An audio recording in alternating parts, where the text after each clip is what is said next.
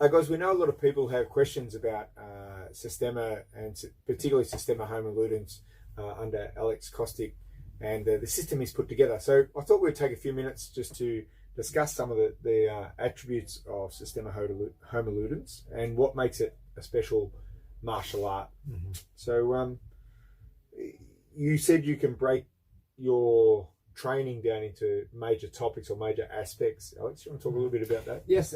First, it's not special. It's just my way of seeing things. Very important to. It's very dangerous to impose anything to anybody, but we live in a world of marketing and seduction generally. So the whole idea is to seduce others into believe. This is how you sell. This is how you empower yourself and stuff. Homo Ludens is just I was passionate about martial arts. I was never thinking this is going to be my career. It's going to be teaching, and just it happened in a sense, so Homo Ludens means in Latin the playing man. It's about playing, and I chose this word because I think that playing is the way to learn. This is how kids learn. They don't learn in structured ways. They play around, they discover the world by learning. And eventually, through all this, my adventure through martial art experiences from karate and kickboxing, trying all these different stuff, kung fu, hapkido, and then I tap into Russian martial arts in Vladimir Vasilyev in Canada, and this something caught my attention. It was something that I really fitted my kind of expectations, philosophy, and stuff. I moved later on, kind of into my own direction without any kind of disagreements or arguments or fights and stuff. I just kind of wandered away in my own research. And so Homo Ludens is not style; it's a methodology, pretty much. I would say methodology. And so what's the difference to you between a methodology and a style? Yeah, it's a good question. I was always thinking about that. Well, style in a sense has a kind of it's rounded. It has established borders. And it has an idea behind it. I don't have any kind of philosophy. So it's almost already set from start to finish. It's completed. There is a projected idea. Yes, there is a certain do's and don'ts. Yeah. This is the way we do it, and this is how we think, and this is our way. But I don't have that, I explore. If somebody shows us something interesting, I would explore it. So I would always communicate with different martial arts. For example, because I try to create a language, that deconstructs the whole scene, the martial arts situation, and then what's involved in it, and try to kind of atomize it. So as a methodology, if I'm sort of hearing you, is it that you feel like you can absorb more influences and then test those within the boundaries of your... Well, they're not boundaries. Yes, you're right. But they're not boundaries, but certain principles or certain ideas. For example, Russian martial arts is foundation. There's no question about it. And I work with every single master almost, known one. Right now, and so basically there are a couple principles. It's relaxation, it's flow, movement, and so these are the things I'm working with. For example, I would never work in very sharp or rigid ways. So it doesn't matter what people show me something like that. I'm not gonna. It's not my piece of cake. I'm looking more into something that has a flow in it, that has a relaxation in it, that can be practiced by anybody, older people and stuff, not just something which is a short term. Because when you have something which relies on strength and sharpness and speed, and that's something which kind of comforts to young people and people in power. One of the things I noticed you talked about with us and when you're talking about methodologies, you're sort of saying, why would I reinvent ground fighting? BJJ is the best at that. Why would I reinvent ring fighting, Muay Thai, boxing? Those things are already there. They're already at their peak of what they can be. MMA. There's always development, but they're there. So your methodology can incorporate and can enhance some of those, but it's not trying to recreate or... There is a big difference. I talk about asymmetrical training. And after that, we can talk about the existential dimension, meaning in terms of a living dimension, like how we can fit martial arts and how can we improve our perception experience of everyday life through martial arts, but when it comes to these martial arts, I always had a problem with people saying, well, my martial arts secret and we can do better than, no, I don't believe in that stuff. I believe in very practical aspect. These combat sports are the most practical one because they keep testing all the time their skills in the ring, so you have, it's lots of people who believe in this other magical stuff because they never experienced martial arts or never experienced fighting, so they believe that these people can do miracles and stuff. You can't, it's a grounding, and people sometimes they don't want to experience the grounding. You're not going to be able to fight these people. Like now I'm doing some secret martial arts and I'm going to go there and fight serious MMA guy or boxing guy and stuff. You're going to get beaten up in 10 seconds. There's no question about it. So the difference is it's asymmetrical. That's first different. What I mean by asymmetrical, so it doesn't deal with a dual one-on-one like typical sports and combat. So you are basically exploring all these different ways, 360 degrees. How your body behaves in specific situations, like an unpredictable situation, different environments, and 360 degrees. Attack comes from the side, from the back. Then explore different psychological aspect.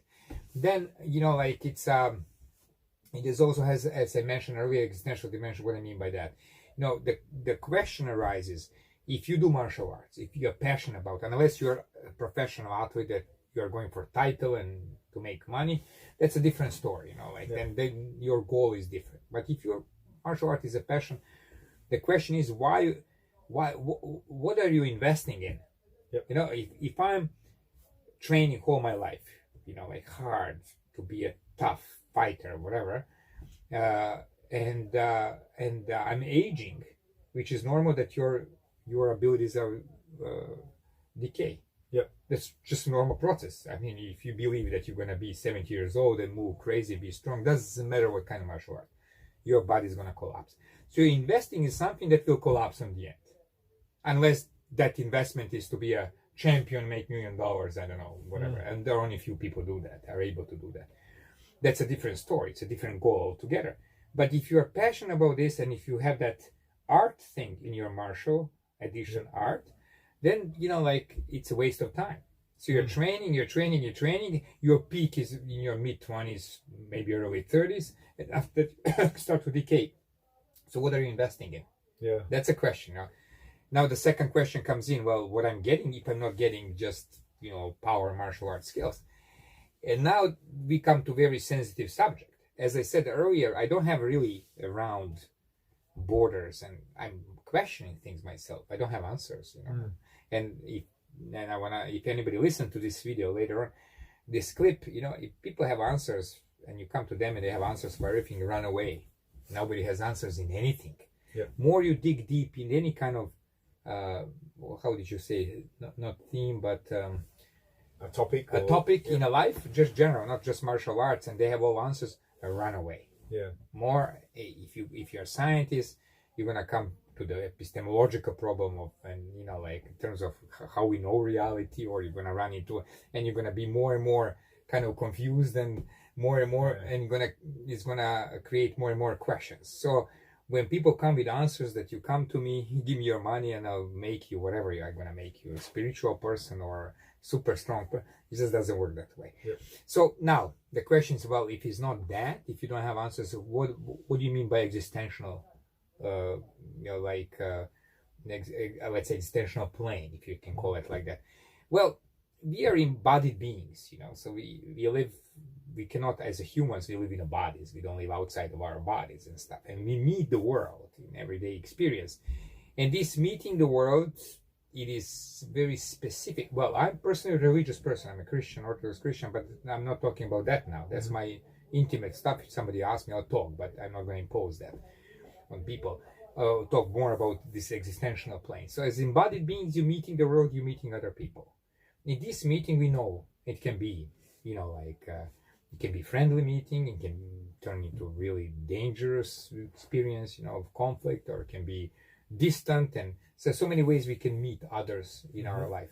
Now, in a combat situation, for example, in a training situation, you can simulate these things, because you can the meeting others in terms of caring for them and loving them is no problem.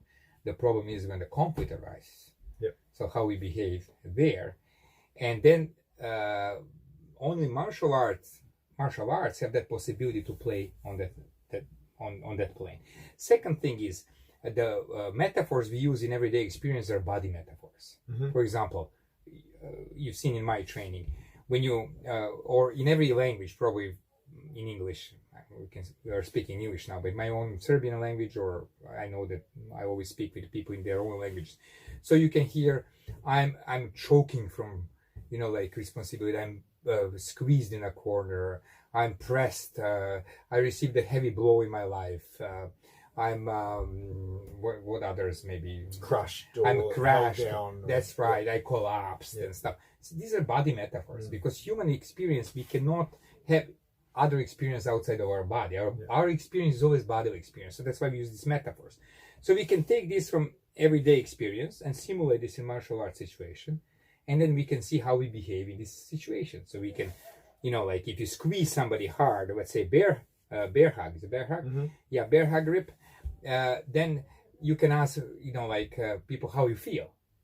Can you relax? Can you breathe? Yeah. And that, if you have person who is squeezed in a life and in very difficult situation because he's pressed with different problems in a life, what do you tell him as a friend first? Please sit down and relax.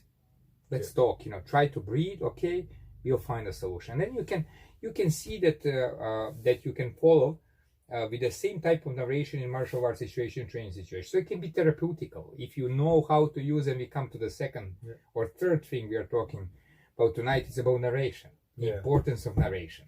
So just to go back, so if we were working that as a physical skill, and you had me in the bear hug squeeze, you're saying that your first things would be to say to me to relax into it. That's right. That I'll find a solution, not to panic, not to get out of it. Then we can explore these solutions. So part of your training methodology is the exploration of the things. How can your body deal with the external pressures? Is that's right in some way? That's right. Yeah, it is. But it's, again, what I'm saying, it's important to name things. Yep. So narration is important. Let me just try to articulate this a little bit. So you can say, you practice martial art, for example, specific teacher says, and a guy grabs you like this, and you can do this, and you're gonna kick his ass, or you're gonna hit him in the balls, and you survive, and on and on. So that's specific narration, Or you can have martial arts which have total, like some kind of spiritual background, So you can use any of particular religious narrations and talk about, empty and mindfulness and whatever you're talking, Buddhism, yes, like that, or maybe some Christian narrations, whatever. So it is, that's what, or terrorists gonna attack you, and you have to be aware, danger is everywhere. So that's what I mean by narration. Or it can be descriptive, something like phenomenology. You describe phenomena, how you feel in your body, what you can do and stuff. But what I was saying earlier, you can match. The idea was you can match situation in everyday life that you're not punched or squeezed for real, but we are using metaphor squeezing, by having lots of problems that we cannot really liberate ourselves from. So there is it says, life has a strong grip on me. It's a grip. We use the word grip, and then we can simulate the grip. And you can see that exactly if you would advise somebody to release themselves from difficult situation in life, you use the same kind of process like you would advise somebody, or using my narration, the way I teach, how can you release yourself from grip? First, you're going to tell them, hey, relax. Second, breathe. Third, let's see what we can do. Then we can explore, what can I move? Can I move a shoulder? Can I move a stomach? Can I do this? Can I do that? So this is what I'm saying, because we are using body metaphor. So we are using experience of being in your body, being in my body, and this being in my body actually I use as a metaphor in everyday experience, in existential plane, like meeting others. So what I'm trying to do, I'm using the same language in martial arts, describing how you feel, what body speaks to you. So that's one of the way of doing things. That's so narration is important, because with narration you can manipulate people.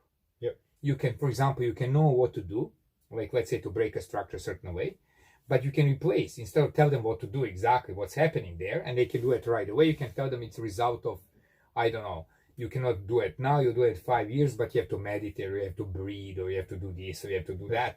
You have to just relax, and eventually your answers will come. But I know the answer. Yeah. But I will replace this answer, that the one I know, I'm gonna create a narration of some metaphysical, like whatever I create, and then I'm gonna be drawing people forever. They're not gonna be able to do it. But if I have a proper narration, you right away do something. So if I can do it, and if I know, I can choose the proper words to describe what I'm doing. Let's say maybe from mechanical perspective, like physics, or just descriptive phenomenology. Then you can do and people do it right away. So just to confirm on that, because it can sound like you're talking that you want people to be able to trick people, but you're not saying that. You're saying the opposite. You want people to be able to understand through narration. They should be able to pick up the skill quickly and effectively, and it's not something that if you can't explain it, then it's a problem with your narration. That's right. Not a problem with their understanding. That's right. Yeah, very good. Okay, there's certain things you cannot do it. We have to be. That's why we have a dialogue. Dialogue is very important. It's communication. Well, whatever I say to you, you're not gonna lift 200 pounds with one arm now. So it doesn't work. Doesn't matter what kind of mechanics. So again, we have to be within the limits of. That's why we are trying. Now that's the role of the teacher. There has to be one among the others. Yep. But the problem with that, the people who come into martial arts activities, martial arts which are not sports, which are not based on sparring, improving, there is a psychological problem there, because they're looking for answers, they're looking for miracles, they're looking for a father, almighty father, in a sense, the parent who knows everything, can do anything for them. So we come to another thing why we do martial arts. And there are different reasons. And martial arts give you, in a sense, the illusion that you can protect yourself. Yep. Because most of I'm not talking about real protection, like you walk on the street, somebody attacks you. But if you practice for 20, 30 years of martial arts, and like how many, and you spend in these years, I don't know how many hours, 3 times per week for, like hour and a half times 52 weeks times 30 years is a lot. So, and how many minutes you spend in real combat. Yeah. So it's a waste, but it gives you a sense of security. Yeah. So we come to deeper philosophical questions, like it is why I need sense of security. What can, what is my human condition in a sense, like that it's unstable, because human condition is very unstable. I mean, this is I just want to say this one. These are very important themes, but we cannot develop this in just a short conversations like this. Like, everything's unpredictable. Yeah. One day you are healthy and everything else. Next day suddenly something comes out as a result of your genetic makeup, or earthquake comes, or God knows what. It's nothing to do with your ability, but you kind of, it happens, traffic accident happens. It's not your fault, somebody just, whatever. Something comes from the sky. So that's a terrifying experience that we have no control. Yep. So martial arts can give you one among other things like money does and stuff like that. That gives you a sense of security, but just a sense of security. Nothing gives you security, and lots of people go with that. And then if you are kind of manipulative teacher, you can promise them. You give promises, like a manipulative parent. Like, one day if you do this and you're gonna do this, and people enjoy it. And that's a projections of all kind of visions. About who we want to be. Yep. And then we run another questions, who we ever want to be. So it works in so many ways. So martial arts can be, to kind of finalize this, it can be interesting playground, again, playground of exploring certain things, limitations, or one famous American philosopher called it appropriation of limitation, ability to appropriate your limitation, enjoying them. And rather than becoming somebody, success, all this what we hear today, like it's a catch things, that you can work like crazy, and because this is how the bigger capital or bigger power feeds itself, because you give your energy into it, rather than you can try to find your own desire, like your own, to work within your limits, and to find a joy in your training. So at the same time it's martial arts training, but at the same time you're opening up, and then initiates all kind of other questions and critical thinking and openness, and this is I study philosophy university, and I constantly working on these things, these concepts, and I try to present this in the seminars. So it is very kind of nomadic experience, rather than fixed control. Like you give me your money, then I'm gonna in 5 years I'll put you in this spot. There's no such a thing, but rather being able to become more self-reflective, more open, like more able to understand your limits, and then remove a little bit and move to feel more comfortable within the limits, like, and expand maybe these limits and stuff like that. But you're not going to be limitless. Yeah, that's a fantasy of becoming a god. It doesn't work. So moving on from the methodology and those ideas and your philosophy behind it, talking about some of the things that you would try and cover. So in your striking things you work on, static and dynamic and wave work. Just want to try and give us a bit of an idea of what's the difference between static and dynamic. I worked from different schools, like, and if I found something interesting and I found these opposites, for example, the Ryabko, he's very interesting, his work, about breathing and, proper structure and static hitting, like without too much movement and stuff. And then I found Scobar school, which is totally magnificent waves and beauty and working under the speed and stuff. So, like, it's not one way or the other, like, I'm not following any master or I really don't like to be full at the same time. That's why I don't have organization. I'm one among others, just instructor, maybe half of my seminar can beat me up, That's not I'm just sharing my ideas, my visions, without really telling people this is truth or not. So it is these are the two things that I see, but how I relate, it's not just putting this as a part in a toolbox, but rather, for example, the third dimension to it, it's a Rudolf Laban's movement analysis, like, and then through trying to understand Laban's work and Laban's perceptions, then I discovered that your upper body behaves in relationship to the lower body. So if you are static or just walking, your body behaves different, and that, or gliding, and then gliding means like let's say gliding would be like skating, or by doing waltz, Vienna waltz, and then you have running, it's by jumping. So if you walk and glide, and then this Ryabko's works very interesting, because you don't need to jump with upper body, because your lower body is very grounded in a kind of in a more static movement, limited movement of the body. But if you're running, if you're doing quickly and you find yourself in awkward position, then I can see this Kobar movement is brilliant, because you can work from any different position. So this is how I kind of glue things together, and I work with both of them. That's what it is. But again, I don't invent in hot water. So people ask me about Systema grappling. I said, brother, you do BJJ. That's a grappling art, like, or something else. I want to learn how to quick fight, in 6 months or something. There are people with questions like that. So, brother, go boxing, go to some top boxing gym and survive 6 months. You're going to be able slowly to fight. So it's very important. Just it's not what's better or worse, what you want from it, and from teacher to be honest, to tell you, listen, like, I cannot show you this because I'm not competent to do this. My philosophy is this.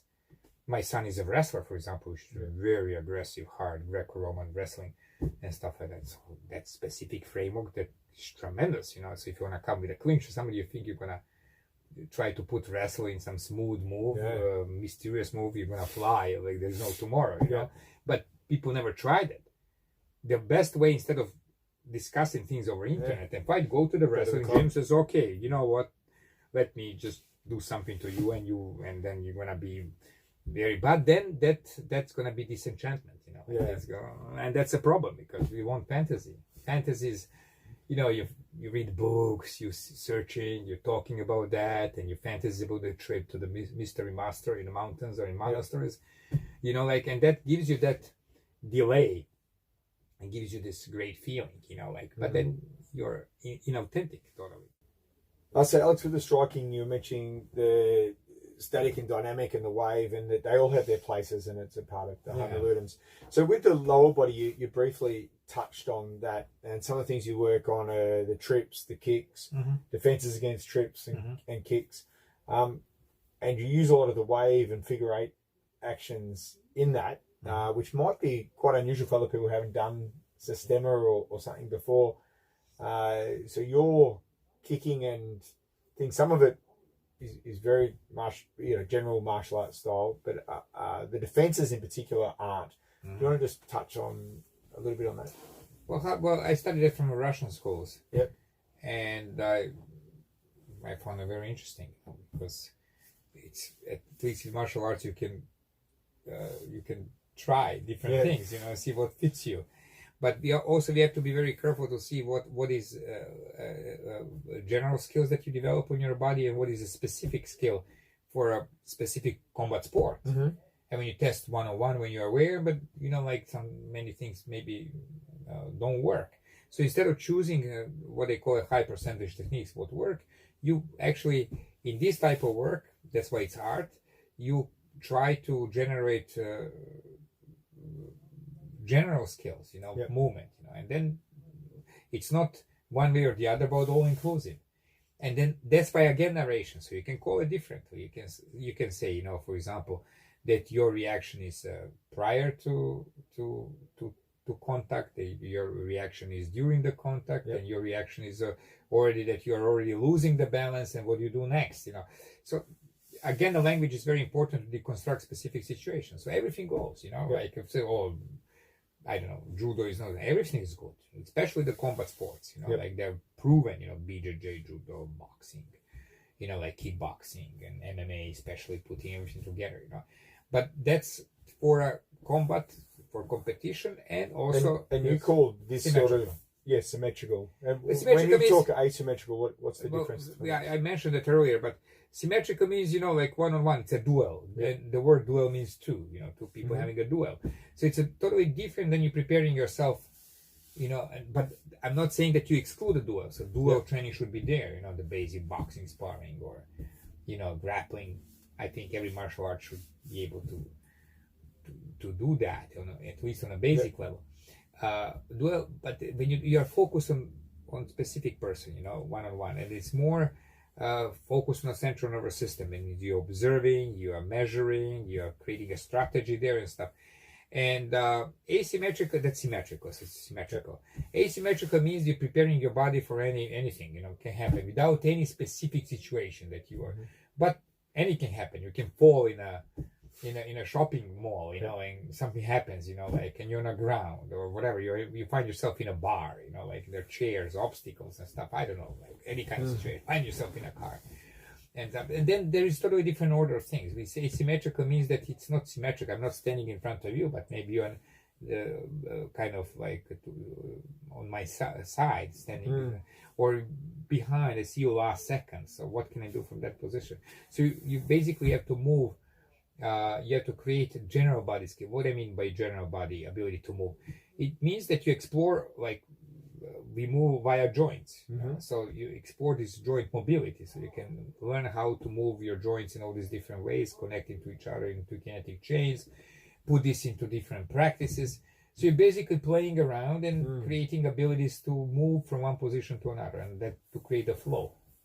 So in asymmetrical fighting, normally in combat sports, there's some sort of guard position depending on the rules of the engagement. Yes. Whether it's low because they could come in or high because of defenses. But you are boxing, a kickboxing trainer. But in asymmetrical, you can't build a wall. Well, you cannot build a wall because things happen spontaneously from the side, so you don't have time to lift. So that's why you have to use, and then you can think, okay, if something comes towards the side, so this peripheral vision more involved, and then when you move, you can kind of freeze, or you can move more smooth, and then you see how your body behaves. Are you gonna just shake your head, or you're gonna first move the shoulder, then head, and so there's pretty much, our physiology is not relative stuff. There is a more efficient way to move, a less efficient. If you tense, you move more energy. You use more energy, more tension to move. So explore these type of things. But again, I said it should be a practice. It should be a practice that can be passionate. It's not specific. Like people are working in industry, let's say bouncers. They need to work in specific situations. Like they need, or policemen or whatever. My work is general work. It's developing general attributes. And exploring and playing it. It's for people who committed to do this for the rest of their lives. Yeah. I'm 55. I still feel comfortable in my body. I don't know for how long, what it is. Now, just one more thing to mention. Because I constantly talk about narration and possible therapeutical tools, but you have to be very careful. Very careful who's speaking what. Like it's because people play with it. They read 2-3 new age books. And then suddenly they start seducing people into something they don't really understand. It's I'm not saying that I'm fully, but I still have a mileage behind me. Specific schools and constant learning and amazing. I have amazing teachers, like mentors in my life, and I'm there with people who are within academia, rather than just what's popular on the internet. I read article and then I try to speak about that in my class. So there are years of experience. When it comes to at least studying. Now, dealing at the danger I'm talking about, trying to be a kind of a guru or therapist, or you can promise that you can release people from tensions and fear, it's very, very dangerous. First, that's a long process. First, you have to be educated. First, you have to be the one who is really open in the sense to feel that and stuff. Plus, there is nothing inside us. Like what people can get confused listening to me now because I talk about this subjective space and stuff like that. But everything what's inside us, it's interjected. Yep. It's always other. It's always relation with other what bothers us. So you're growing up, you have experience with your parents, with your environment, everything else. So you are incorporating or interjecting this experience and becomes your eternal life. So unsolved things and on and on and on. So your internal life, it's nothing your internal, it's interjected otherness or other, relation to other. Therefore, healing, if you want, that's a key, catch the word healing, heal yourself. It's not happening in any kind of isolated environment, in one-on-one thing and stuff like that. It can help you bring awareness. It helps within community. Yeah. It helps, that you have a supportive people around you, a good friends, and authentic caring and stuff like that. And that, for example, if you had growing up with a mistrust, not having enough trust from your parents, or maybe neglection and stuff like that, when you receive this later on in a life in a proper community and stuff like that heals you. Nothing inside, nothing mystical inside.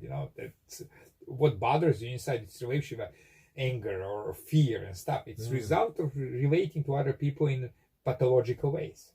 Yep. It's not their fault. Maybe parents don't know better or whatever, or parents a bad experience you had and stuff, or we have some strange experiences, like in very, very traumatic experience, stuff like so. No miracle is going to happen. It's going to do that. Some specific technique, breathing is not going to help you with that, or massage or whatever, or becoming a strong fighter. But caring community, and that what was damaged by other can be healed by other only, not by you. And I have my beliefs in that. To me, other and community means church. Church as a symbol, not church as a building, but church as a ecclesia, means the community of people in Christ. That's for me, or a religious community. That's the only way for me that I can be. When you talk about that side of you, is that part of your teaching? I never, as you know, that for years, I never imposed that. But this is a separate part of my everyday experience. So for you as a person, this is part of you, but it's not necessarily part of your methodology. Because it's very sensitive. On. That's right. You have to be very careful, because people there who are not believers, people who are different faith and stuff like that, and like that, it would be idiotic that I can put my faith before my personal relationship.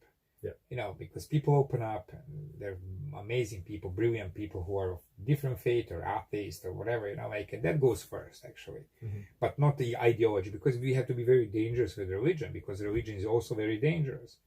So what do you mean by religion? When I say community and stuff like that, about caring community, responding community, it's totally different than specific ideological religion, which can promote hate, and which does in most of the cases. So that's these are very sensitive stuff. You have to be very careful about. So let's just bring it back to more grounded stuff. So again, going back to the main elements. So we talk about striking, lower body work, structure breaking, ground biomechanical movements, that's mass attack, fist flowing. So there's a lot of elements, but they're all interwoven. There's no separate thing without the other. You can't for your system, you need the variety of things to get a holistic. Well, yes, well, variety is there not because first they're separate things. It's separate when somebody grabs you and releases your grab. Some separate somebody punches you, try to escape, or it's separate when you punch somebody.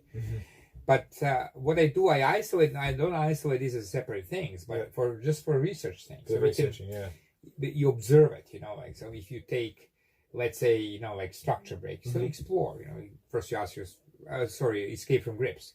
So first you, this is a grip. People can grip you this way, that way, that way, that way, that way. So it's also conversation. It's a dialogue with another person. Then, what can I do? Like how my body behaves. What about the situations like this, like that, and on and on. Then you explore what other people do. What if there's a grip there? What people do in jiu-jitsu, aikido, or China, or whatever it is, or in judo, MMA. It doesn't matter. And then, but they do it within this context. What about if you change the context? How our body behaves. So it's a constant questioning. It's constant dialogue and self-reflection and stuff like that. So it is very important. 5 minutes. Important. It's very important to really differentiate. That would be the word. And that's done through narration. Proper question is just calling it a different way. It's not okay. Let me just give you an example. If you say like I do Tai Chi, like in Chi Kang, and I breathe, and I'm planning 6 months to go and fight in UFC. That see smile right away. You're a boxing coach. You're dealing with you even box coach professional boxers and Thai boxers. And so you laughed right away. But if you say I do this because grounds me, feeling it, and then you understand, that's right. So it's very important just to try to find a proper narration. Why I'm doing this, and then, or trying to not question narrations of the past. Dragon hits with a tail, or whatever. I don't know. Eagle hits whatever. Eagle flies high. You cannot relate that. That doesn't mean anything to us. I think it doesn't mean to Chinese anymore, because we live now in a specific context. So we have to really rethink the concepts and the narrations and and then it's going to be much easier for us. So again, everything, it's important just to put things in a proper place and call it proper names. That's it, nothing else. And it's very honest, and to ground yourself, to put yourself above that you're just instructor, which means instructing. But we like these words, masters and stuff, because this hierarchical thing and desire. Because master, when you call somebody master and that person has specific clothing and on, becomes object of desire. It becomes an object that I want to become that, because that's that place which gives me a power. And then again we run into another serious philosophical problems there. So it's you were talking to me about the importance of when we go through these things, that as a teaching tool, you need to have people explore and get used to the movement. Then you may put together a kinetic chain of movement so they have a better understanding of how it may move. But the ultimate goal is always the flow. Free flow. What I call a play. So it's very important for you that I don't get stuck in this static position of you do this, I do this. Because the technical part, well, it goes from individual movement, that you learn specific movement, then you go into improvisation, and it goes into invention or play or freedom, So there, I developed several different methodologies there. For example, the very basic learning process would be, there are 3 pairs: static, that's static. It's rhythmical and symmetrical. That means 2 people stand in front of them and let's say push each other in controlled way. And then you build that to the total free one, which is dynamic, arrhythmical, asymmetrical. It means no variables are controlled. And in between you can create different games. So you can really, so that's one of the ways to do it. And you also talk about those on a learning process. You talk about a child's learning and adolescence. And I take that because basically it becomes more intelligible. For example, we have 3 basic stages of human development, and there are so many. It depends on the researcher. You can have 10, 15, 20. Really doesn't matter. But basically, that everybody can observe. You have a child, you have children, then you have adolescent, kind of is transitional, and then you have an adult. So specific for child learning is imitation, they imitate and they try to incorporate this into their experience.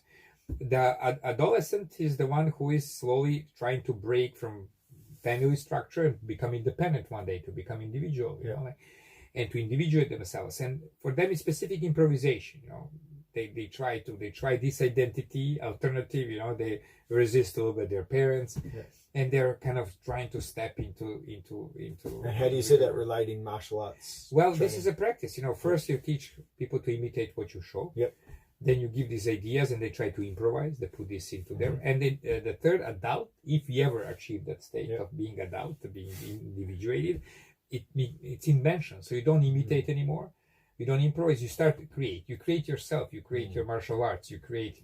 So you become kind of. You found your authenticity in a sense. Yeah, your identity. Yeah. So if you truly find flow that you can capture time and time again, that would be an adult. That's right, but that's very important just to make a difference. It's not perfection.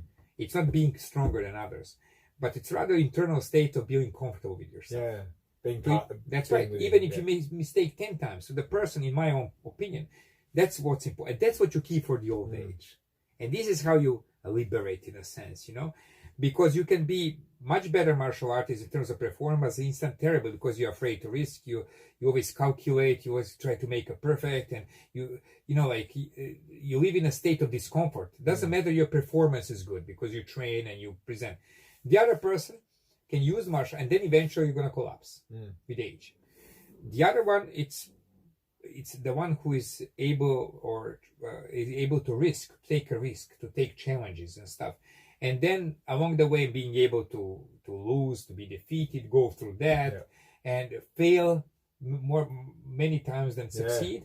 But if that person is developed in comfort zone, so that means that you can try, play around, and feel comfort in this failure, standing up and exploring and playing and stuff. This is where you gain your ownness. So because eventually you're gonna collapse. Both people are gonna get old.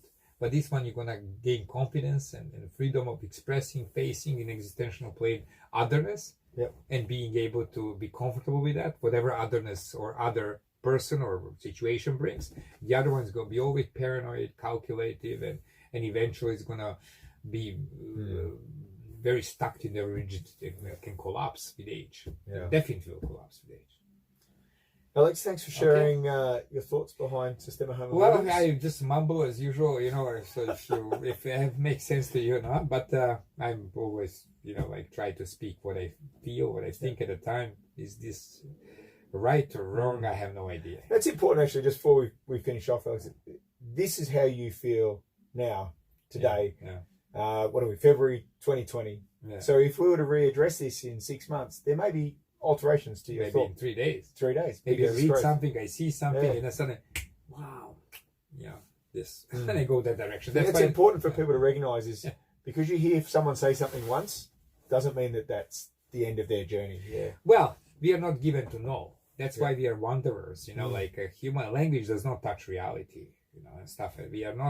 We can just play, and that's why again playing. We're just playing around, exploring narrations. And otherwise the world wouldn't be fun. Can you imagine if you can have an ultimate formula for truth and reality? It was terrible. So what's given to us is to love. And this is something we can rely on to it. And now it changes, one day, can you imagine martial arts 30 years ago and now? It's a huge difference, And people, if somebody was at my position 30 years ago, would sit there and talk about martial arts and in Japan, and this guy did this and beat 3D people, and on and on, all these different narrations, we would laugh now, and probably they're going to laugh at us. So what is that which is eternal there? These things will change, technical things will change, but caring, community, liberating yourself, feeling comfortable in your body, that's a liberating sound, like the enjoyment of the journey. But being, one psychologist told me that in Canada a long time ago, feeling better in your body, always improving, but feeling comfortable in your body, in your ownness. First, you have to regain your ownness and be comfortable in your ownness. And I think that's ultimate journey, because it's perfection, super success, blah blah. This is just it's very cheap talk. It just doesn't exist. I think it's a good place to leave it. Thanks, Alex. Thank you very much. Thank you. Thank you.